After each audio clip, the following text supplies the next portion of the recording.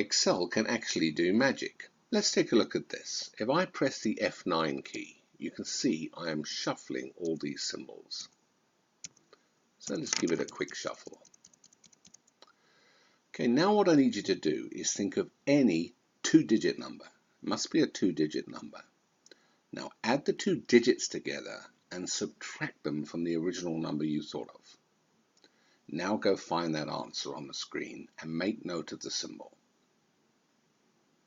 So you found the number, you found the symbol. Now let's see if Excel is clever enough to know what you selected. There we go. So the number you chose, or the symbol you selected, is that one. Let's try it again. I've come back to the main screen.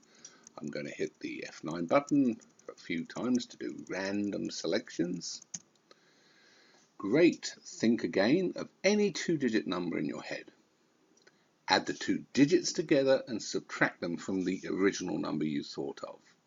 Now find that new answer on the screen and see which symbol is associated with it.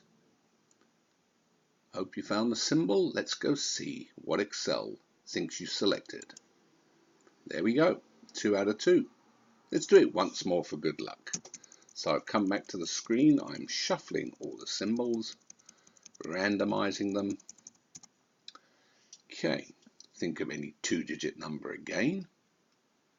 Add the two digits together and subtract them from the original number you thought of. Find that number on the page and make a note of the symbol. Now let's go to the answer sheet and see if Excel knows what you chose.